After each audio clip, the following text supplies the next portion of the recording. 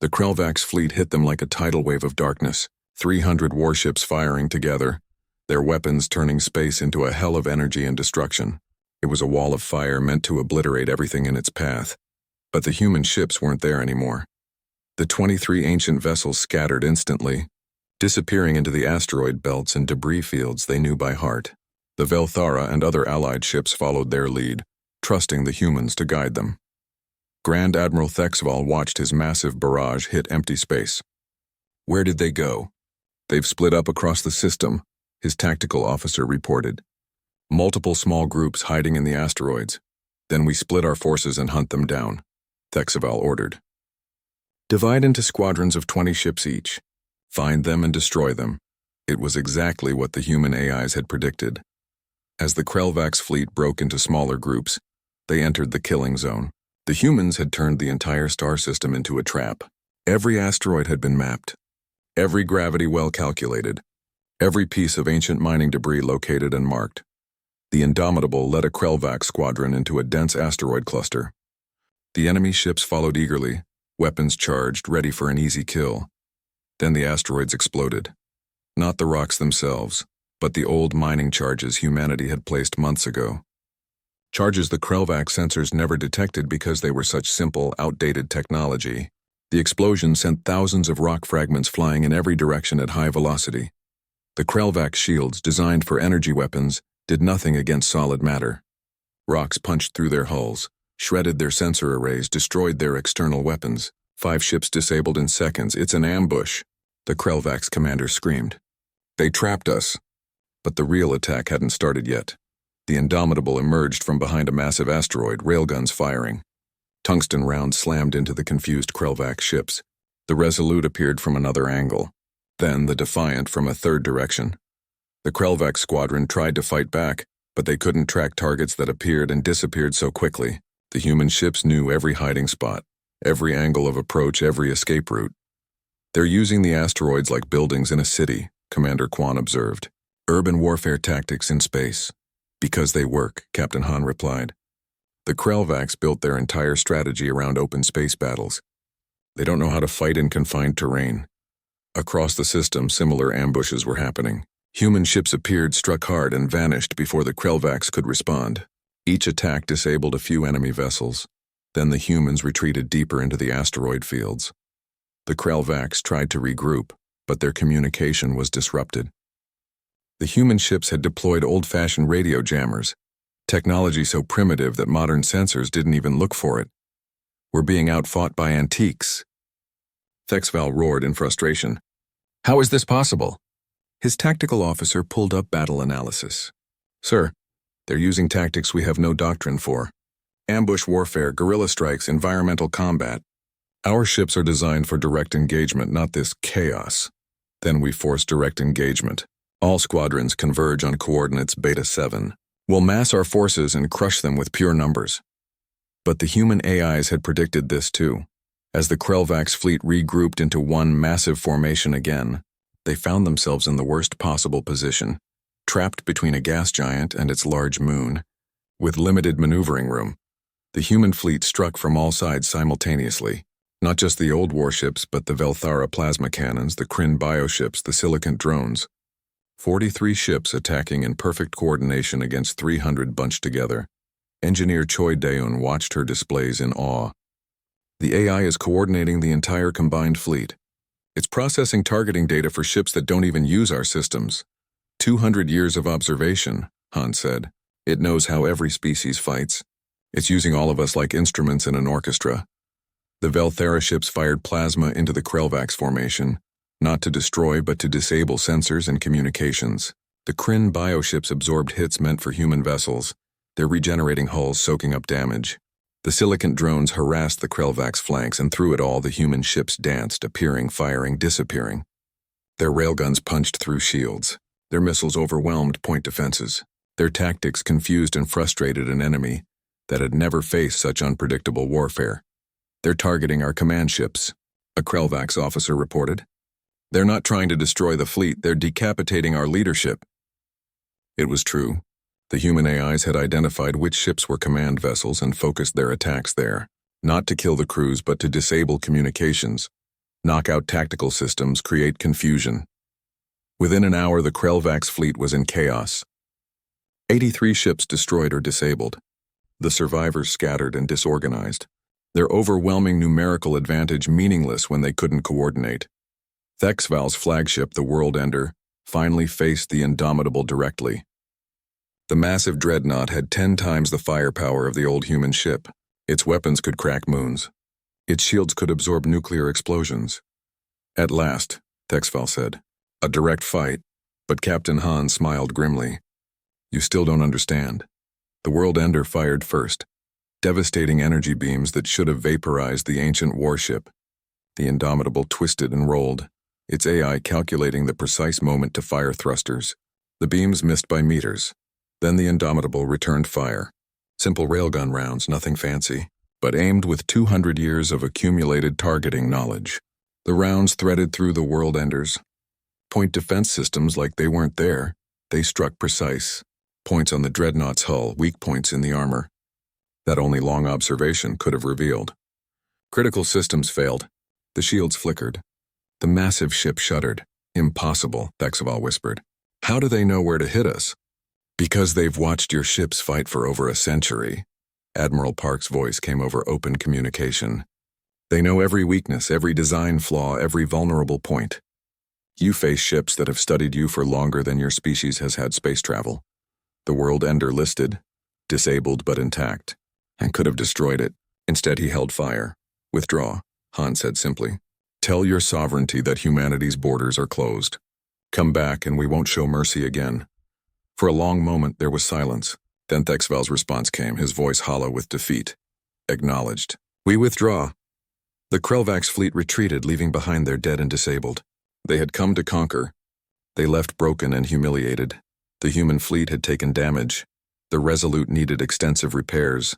Several ships had hull breaches. Crew members were wounded, but not a single vessel destroyed. On the Indomitable's bridge, the crew sat in stunned silence. They had survived. They had won. Damage report, Han said quietly. Choi Daeun checked her systems. Hull integrity at 70%. Railgun 3 is offline. But we're still flying, sir. We're still flying. Lieutenant Kim looked at his captain with something like awe. Sir, we just defeated an invasion force 7 times our size. Not we, Han corrected gently. They did. He gestured to the ship around them. These old ships with their centuries of memories and lessons. They defeated the Krelvax. We just had the honor of being aboard when they did it. The ship's AI spoke one last time, its voice carrying a warmth that seemed impossible for a machine. We have fulfilled our purpose.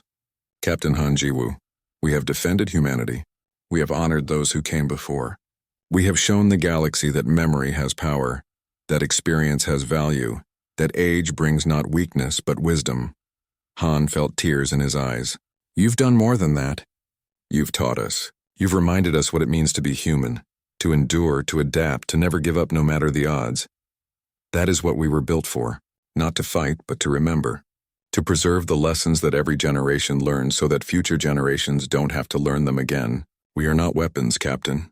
We are teachers, and we are proud to have served. 3 weeks later, the Galactic Council convened again. This time, when Ambassador Yoon Hana spoke, the chamber listened with absolute attention. We seek no empire, she said, no conquests, no dominion over others. We ask only for respect, respect for what endures, respect for what learns, respect for the wisdom that comes with age. The council chair spoke. Humanity is granted full Security Council status. Your borders are recognized and protected by galactic law, and we request that humanity share their unique approach to warfare and ship design so that others might benefit from your knowledge. Yoon Hana smiled. We will share what we've learned. But remember, knowledge alone isn't enough.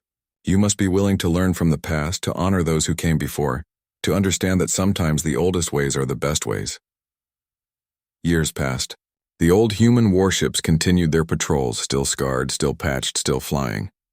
They became legends across the galaxy. Young officers of every species dreamed of serving aboard vessels that had such storied histories. Captain Han, now Admiral Han, stood on the bridge of the Indomitable One last time before his retirement. The victory celebration lasted exactly 1 day before reality set in. Captain Han stood in Admiral Park's office aboard the orbital station, looking at the strategic display. Red markers indicated hostile forces, lots of them. The Krelvac sovereignty, Park said quietly. They've been expanding aggressively for decades, conquered 7 species, destroyed 4 others completely, and now they're coming here. Han studied the numbers, 300 warships, maybe more. All heading toward human territory. Why now? He asked. Because they think we're weak, Park said bitterly. They watched us struggle against 15 Velthara ships. They think if they hit us with overwhelming force, we'll surrender immediately. They didn't watch the whole battle, Commander Quan observed. He had accompanied Han to the meeting. They only saw that it took us 47 minutes to defeat a small force. They didn't see how we did it, Park nodded. The Council is debating evacuation.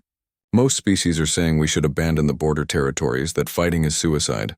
What do you want us to do, sir? Han asked. The Admiral looked at him for a long moment. I want you to do what humans have always done, fight, survive, win. Back on the Indomitable, Han gathered his crew.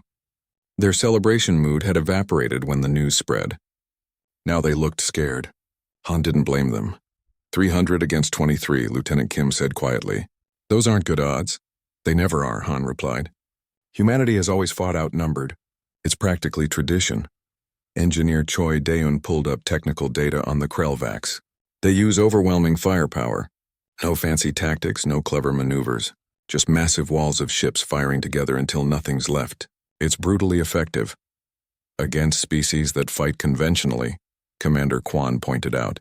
But we don't. The AI is requesting communication, Choi Daeun said. All 23 ships want to speak with their captains simultaneously.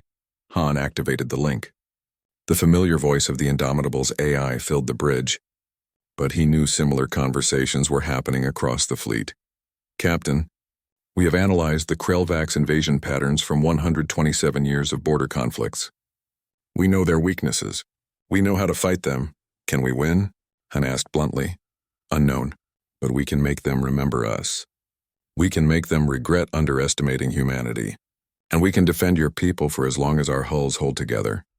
Han felt something tighten in his chest. This isn't an exercise. People will die. Ships might be lost. We know, Captain. We have always known. Every crew member who served on us knew the risks. They served anyway. We carry their courage with us. Let us honor it one final time. Across the fleet, captains made their decisions. Not one chose to retreat. Word spread through human space. Volunteers flooded recruitment centers. Engineers who had maintained the old ships for years refused to leave. Even retired crew members tried to sign back up. They want to defend their homes, Ambassador Yoon Hana reported to the Council. Humanity will not run. Something unexpected happened then. Commander Rixthar, the Velthara officer who had challenged humanity, requested another meeting with Admiral Park. I will bring 20 Velthara warships to support your fleet, Rixthar said without preamble. You fought honorably. You showed mercy when you could have destroyed us. We will repay that mercy, Park was stunned. Your people have no stake in this battle. You taught us something about honor, Rixthar replied. About respecting those who endure. If your ancient ships fall, that knowledge dies with them. We cannot allow that. Other species followed. The Kryn Collective sent bioorganic support ships. The Silicant Empire provided repair drones. Even species that had laughed at humanity weeks ago now offered help. Why? Han asked when he heard the news. Yoon Hana smiled sadly. Because you reminded them what it means to fight for something that matters. Most species in the galaxy have forgotten that. They've had peace for so long they forgot why peace is worth defending. The combined fleet gathered at the edge of human space. 43 ships total now, still outnumbered 7-1, but no longer alone. Engineer Choi Daeun worked around the clock, coordinating repairs with the other ships.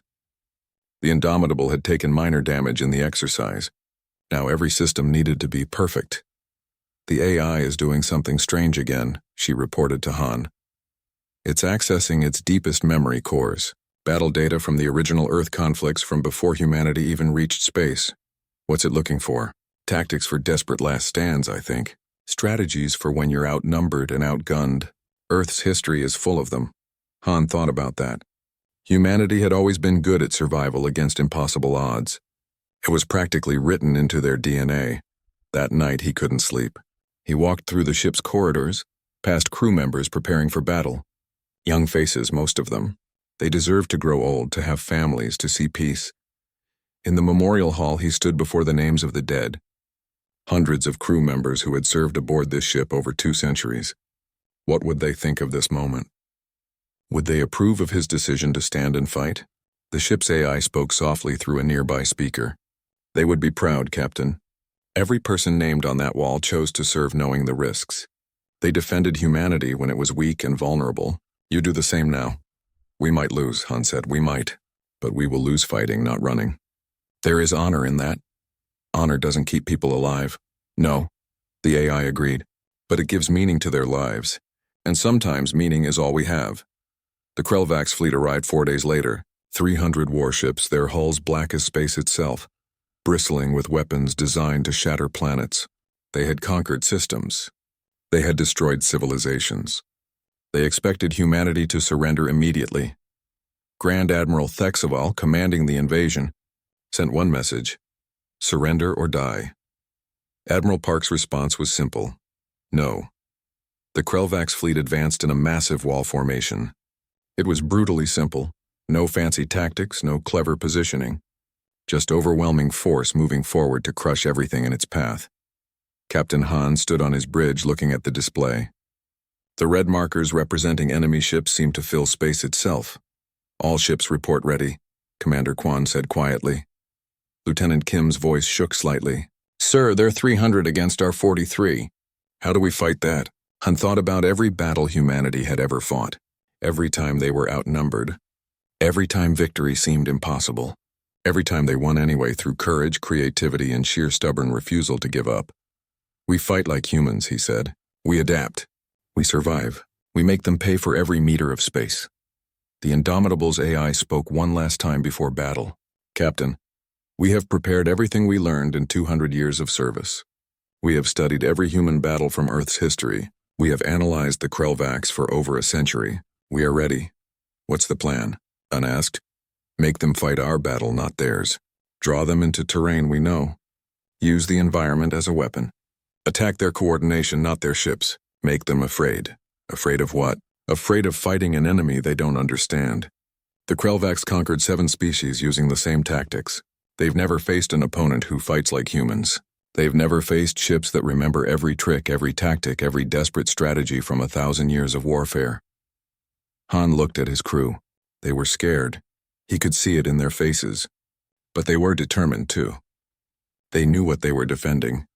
All ships, he said into the fleet communication. This is Captain Han. Today we face impossible odds. Today we're outnumbered 7-1. Today, by any logical calculation, we should lose. He paused, letting the weight of those words settle. But logic doesn't account for human stubbornness. Logic doesn't measure courage. Logic doesn't understand that we're not fighting for territory or resources. We're fighting for our homes, our families, our future. Across the fleet, crews listened. Our ships are old. They're patched and scarred, but they remember. They carry the wisdom of everyone who came before us, and they're ready to teach the Krelvax the same lesson we taught the Velthara: never underestimate something that has learned to survive. The enemy fleet was 10 minutes away now. All hands to battle stations, Han ordered. Let's show them what relics can do. Around him, his crew moved with purpose. The Indomitable hummed with power, systems charging, weapons ready. And deep in its core, an AI that had served for 200 years prepared to fight its last battle. The Velthara fleet moved forward in perfect formation. 15 warships arranged in 3 rows of 5, their shields overlapping to provide maximum protection. It was textbook galactic military doctrine, used successfully for centuries across 100 wars. Commander Rixthar watched from his flagship's bridge, confident and calm. His tactical display showed the human ships ahead, seemingly scattered without any clear formation.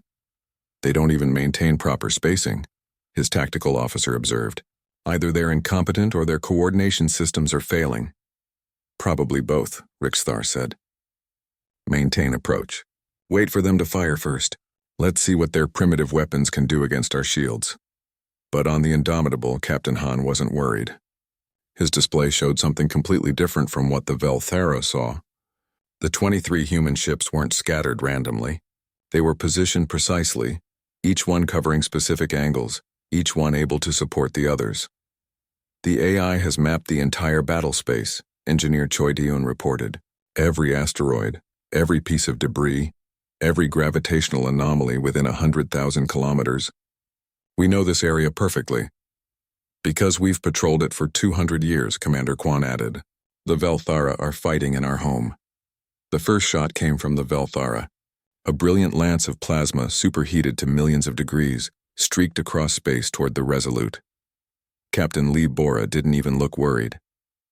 Her ship moved, just 3 meters to the left. The plasma beam passed by harmlessly. How did they dodge that? The Velthara tactical officer exclaimed. Our targeting systems are accurate to the centimeter. Fire again, Riksthar ordered. Adjust for evasion patterns. The Velthara fired a full volley. 15 plasma beams converged on human positions, and every single shot missed. The human ships moved with minimal thrust, perfect timing, using just enough power to avoid the beams. They didn't waste energy on dramatic maneuvers. They simply weren't where the Velthara expected them to be. It's like they know where we're aiming before we fire, the tactical officer said, confusion in his voice.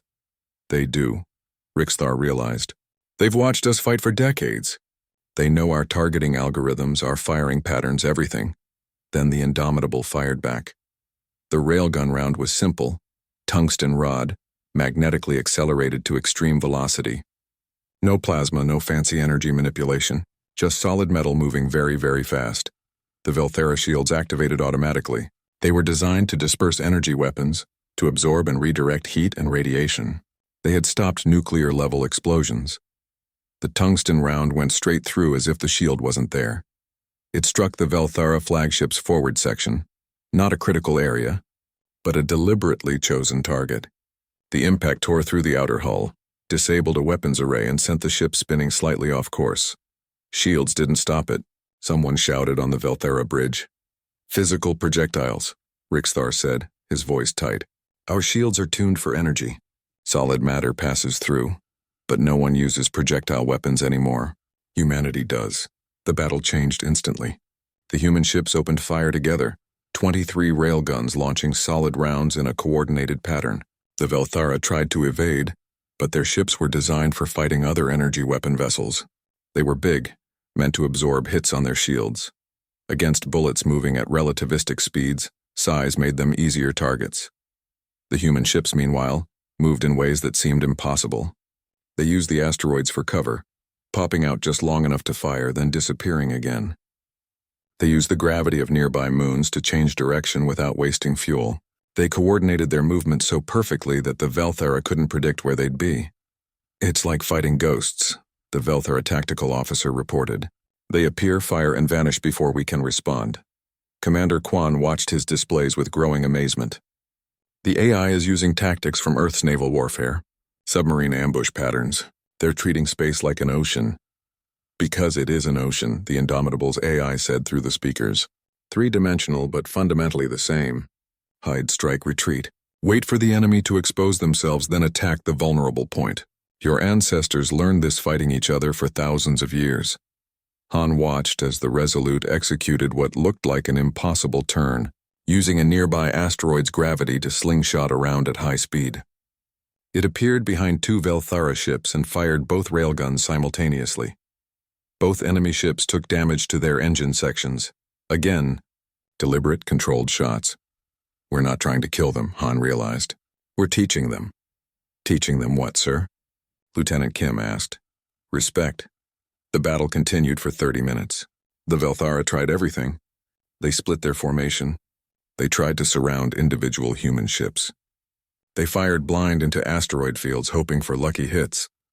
Nothing worked.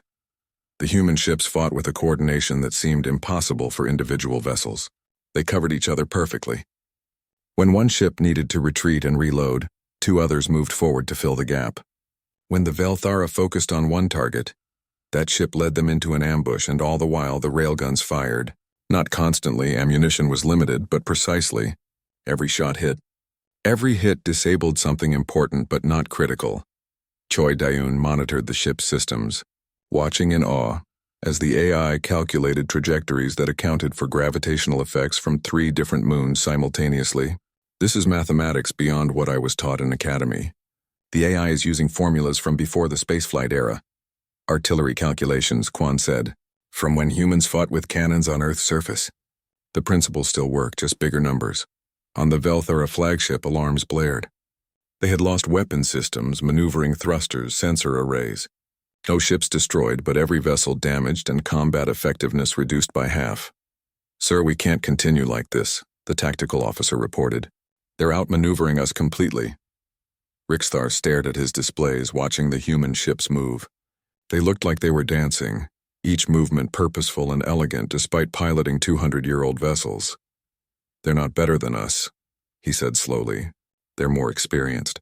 Every movement they make is based on lessons learned over centuries. We're fighting our doctrine against their history." Another railgun round struck his ship, this time taking out the main communications array, a warning shot.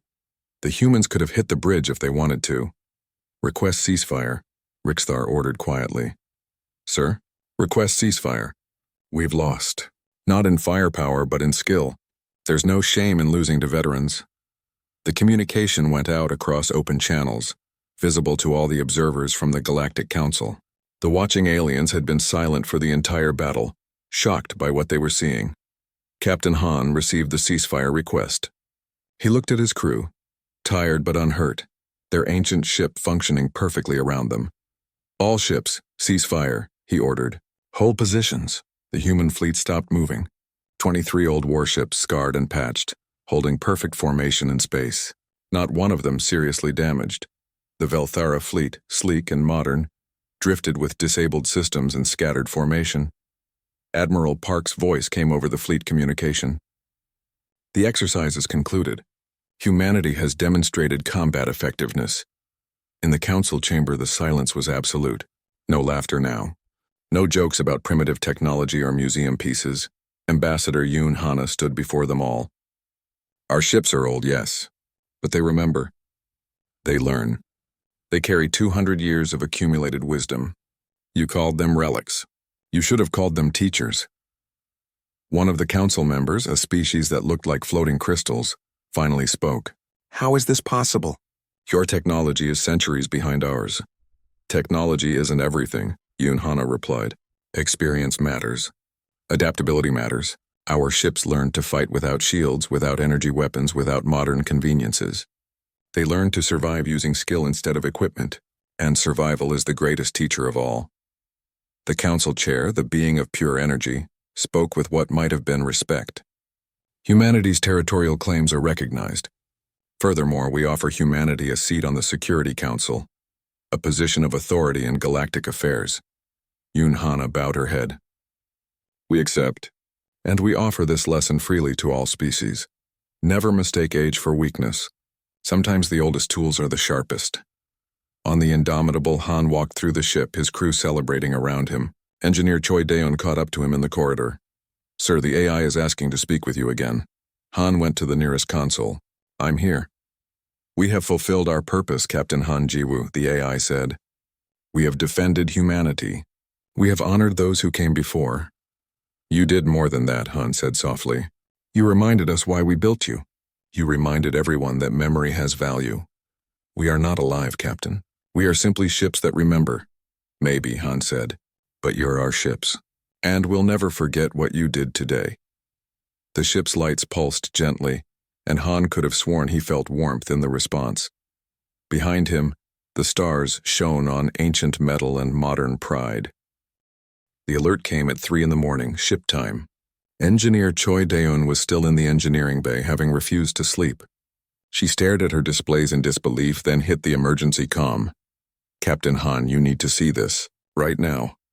5 minutes later, Han arrived, still pulling on his uniform jacket.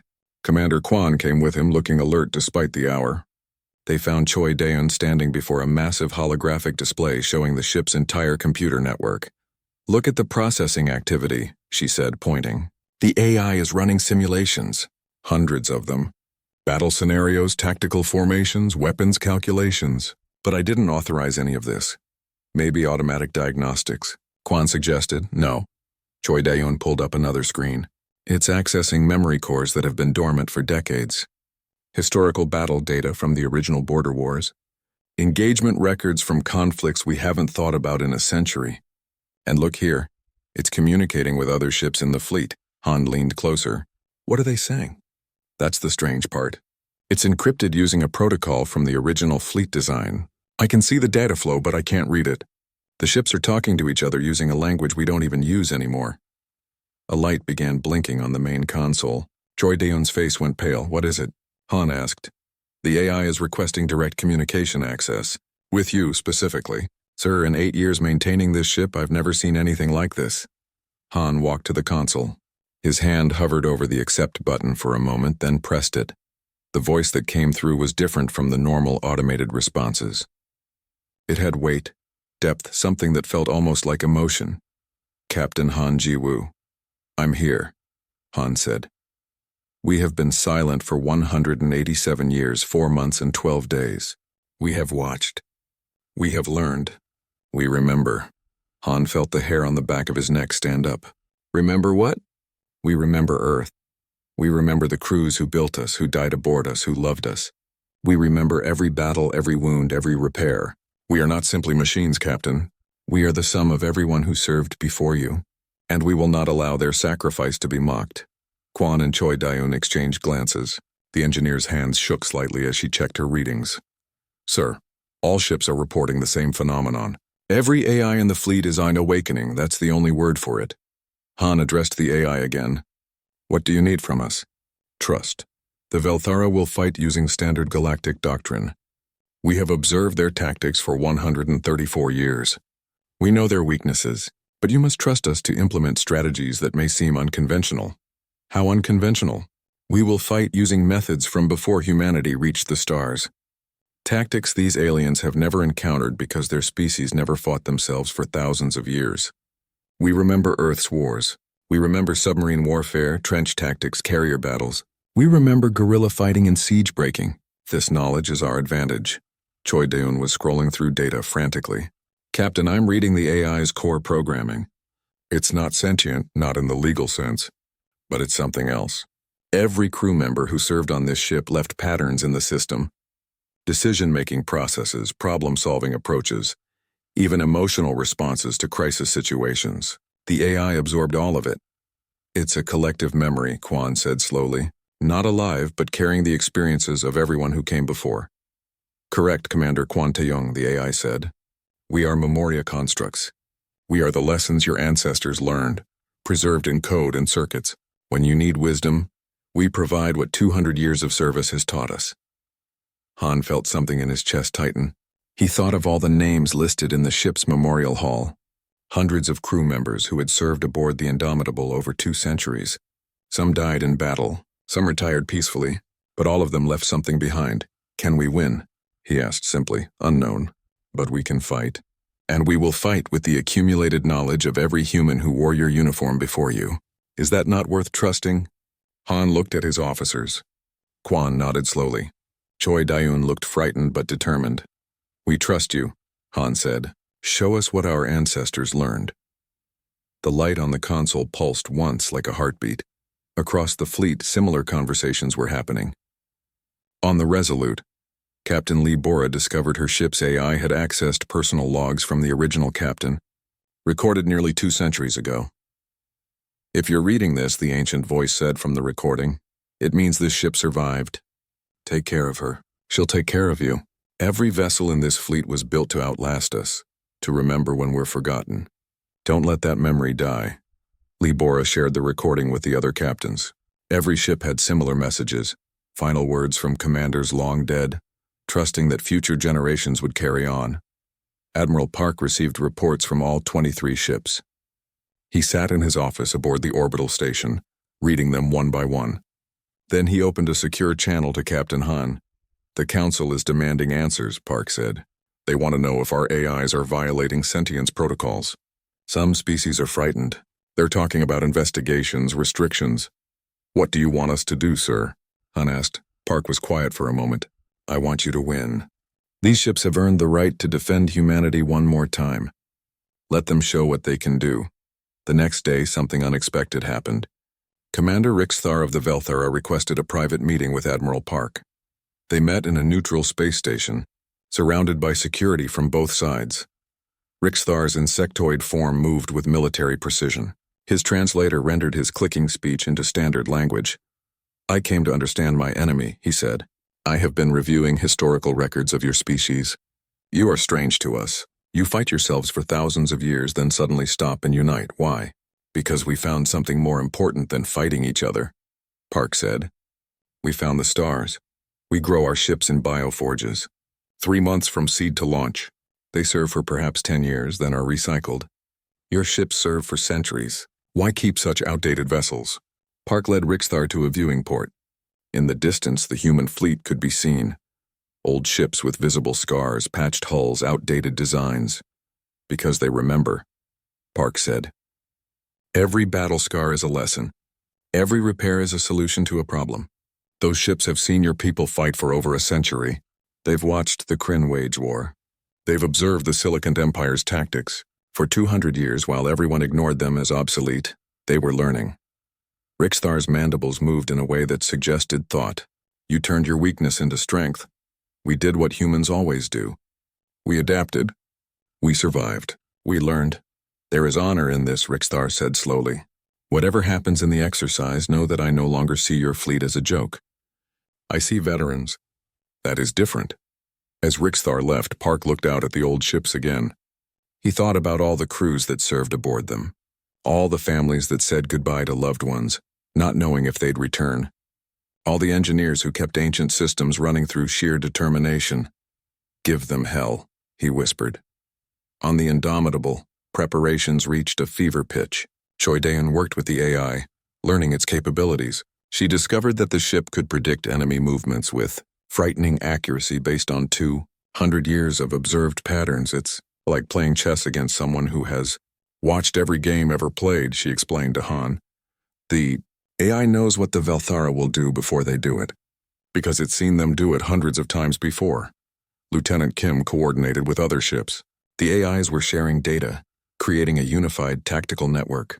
23 individual ships becoming one coordinated force. Commander Kwan ran combat drills. The crews were good, but they needed to be better. They needed to trust their ancient ships completely. The night before the exercise, Han walked through the Indomitable alone.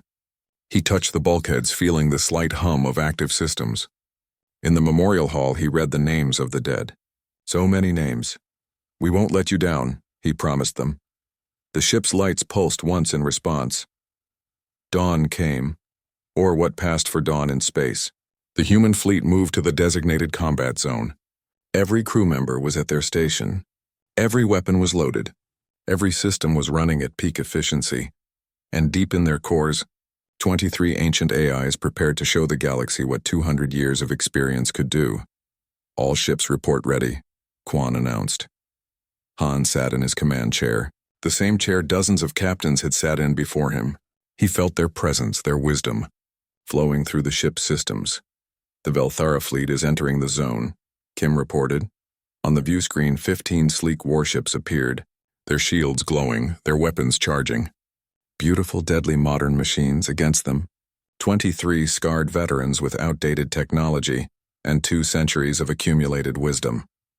"Engage," Han ordered quietly, and the old ships went to war. The council chamber was massive, floating in space around a dying star. Representatives from 47 different alien species sat in their designated areas, their forms ranging from humanoid to completely bizarre. Some breathed oxygen, others methane. Some had scales, others had crystalline bodies that reflected light in strange patterns. But they all had one thing in common today. They were laughing at humanity. Captain Han Jiwoo watched the holographic display from his ship, the KHNS Indomitable. His jaw tightened as another alien delegate made a joke about human technology. The translation came through clearly in his earpiece. "Look at their fleet," the Velthara commander said, his insectoid features twisted in what passed for amusement among his kind. "They still use bullets. Actual physical bullets. My hatchlings play with more advanced toys." The chamber erupted in chittering, buzzing, and various sounds that the translator rendered as laughter. Han looked around his bridge. His crew kept their faces neutral, but he could see the anger in their eyes. "Sir, should we respond?" asked Commander Quan Taeyong, his tactical officer. "No," Han said quietly. "Let them laugh." Admiral Park Min-ho stood in the council chamber representing humanity. He was an older man with silver hair and a face that had seen too many battles. He waited patiently for the laughter to die down. When it finally did, he spoke with calm dignity. "The Korean hegemony requests recognition of our territorial claims in the border systems. We have defended these systems for 200 years. Our people live there. Our children were born there." The Velthera commander, whose name was Rixthar, rose from his seat. His multiple arms gestured dismissively at the holographic images of human ships floating in the center of the chamber. "You defend nothing," Rixthar said. "Your ships are ancient. They are held together with welds and hope. They belong in a museum, not guarding valuable territory. The border systems should be given to a species capable of actually defending them." More laughter. Han watched as images of his ship appeared on the display. 200 years old, scarred from countless small battles, patched in dozens of places. Next to it appeared a Velthera warship, sleek, new, covered in glowing energy shields that shimmered like oil on water. Ambassador Yoon Hana, standing beside Admiral Park, stepped forward. She was young for a diplomat, but her voice carried strength. "Our ships have survived 2 centuries, she said. "How many of your vessels can claim the same service record?" Survived? Rixthar's mandibles clicked in amusement. "We do not need survival. We have advancement. We have progress. Your ships survived because nobody bothered to destroy them. They are irrelevant." The Kryn Collective representative, a writhing mass of interconnected organisms, added its voice. "Our bioships regenerate damage. The Silicant Empire has AI-integrated vessels. Even the youngest species here have moved beyond your primitive technology. You fire metal slugs while we reshape reality with plasma and quantum manipulation." Admiral Park's expression never changed, but his hands clasped behind his back tightened slightly. "Nevertheless, these are our systems. We have held them. We will continue to hold them." "Then prove it," Rixthar said suddenly. The chamber fell silent. "Your fleet against mine, a military exercise. If your relics can stand against modern warships, keep your territory. If not, cede the border systems to species worthy of them." The other delegates began talking among themselves. Some seemed excited by the prospect of entertainment. Others looked concerned, not for humanity, but for the waste of time such an exercise would represent. The council chair, a floating entity of pure energy from a species so advanced they rarely bothered with physical form, spoke in a voice that bypassed all translation. "The challenge is noted. Humanity, do you accept?" Admiral Park looked directly at the holographic camera that transmitted his image to every ship in human space. Han met his eyes across the light years. "We accept," Park said firmly. "You have 72 hours to prepare," Rixthar said, his tone dripping with false concern. "Will that be enough time to weld your ships back together?" The chamber dissolved into laughter again as the session ended. Back on the Indomitable, Han gathered his senior officers in the war room. Lieutenant Kim Soo-hyun, his communications officer, looked worried. Engineer Choi Daeun seemed angry. Commander Kwan just looked tired. "They're right, you know," Choi Daeun said bluntly. She pulled up a technical comparison on the display. "Their shields can absorb nuclear-level impacts. Their weapons can fire continuously for hours. Their ships can accelerate twice as fast as ours.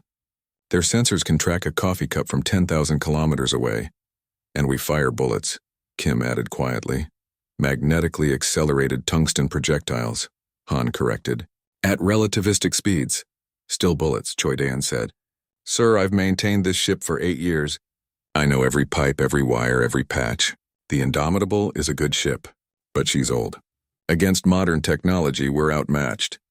Han walked to the viewing port and looked out at the stars. His reflection in the transparent aluminum showed a man in his 40s, with the beginning of gray in his hair and old scars on his face. "You're thinking tactically," he said. "That's good. But you're missing something. What's that, sir?" Kwan asked. Han turned back to face them. "History. Every scar on this hull represents a battle we survived. Every patch is a lesson learned. Every system we've jury-rigged is a solution to a problem. This ship has fought pirates, hostile aliens, and 3 separate border wars. She's seen things, learned things." "Ships don't learn, sir," Choi Daeun said gently. They're machines, are they? Han pulled up the ship's AI logs. How long has the Indomitable's AI been running? Choi Daeun checked her tablet. Original installation. 203 years of continuous operation. And in that time, how many battles has it observed? How many different species has it watched fight? How many tactics has it seen employed? The engineer's eyes widened slightly. Thousands. Across the entire sector for 2 centuries, every engagement, every skirmish, every military exercise, the AI has been watching, Han finished. Recording, processing, learning. Not just our AI, every AI in the fleet. They've observed galactic warfare for 200 years while everyone dismissed them as obsolete. But the AI is basic, Kim protested. It's not even close to sentient. It just runs navigation and weapon systems. It doesn't need to be sentient, Quan said slowly, understanding dawning. It just needs to be experienced, Han nodded. The Velthara will bring brand new ships with brand new AIs that have fought maybe a dozen battles. We're bringing veterans that have witnessed every conflict in this region for 2 centuries. They think our age is a weakness. It's our greatest strength. Will it be enough? Choi Daeun asked. I don't know, Han admitted. But our ships have one more advantage. They were built by humans who knew humanity would always be the underdog. We've always faced bigger, stronger, more advanced enemies, so we built ships that could adapt, survive, and win anyway. He touched the bulkhead, feeling the slight vibration of the ship's systems. These ships aren't relics, he said quietly. They're survivors. And survivors fight differently than machines that have never known desperation. Over the next 72 hours, the human fleet prepared. Engineers checked every system. Crews ran drills. Captains reviewed tactical scenarios. And deep in the computer cores of 23 ancient warships, AIs that had run quietly for 200 years began accessing dormant memory banks. They reviewed every battle they had ever witnessed. They analyzed every enemy tactic they had ever observed. They prepared to show the galaxy what experience truly meant. In the engineering bay of the Indomitable, Choi Daeun noticed something strange. Systems were activating that she hadn't touched. The ship was running diagnostics on its own. Weapon systems were calibrating with precision she hadn't programmed. Captain, she said over the comm, her voice uncertain, something's happening. The ship? I think the ship is waking up. Han stood on his bridge, looking at the old controls, the worn seats, the patched panels. Around him, his crew prepared for what might be their last battle. Good, he said simply. Let them wake up. Let them remember. The Velthara wanted to see what our relics could do. He smiled grimly. They're about to find out.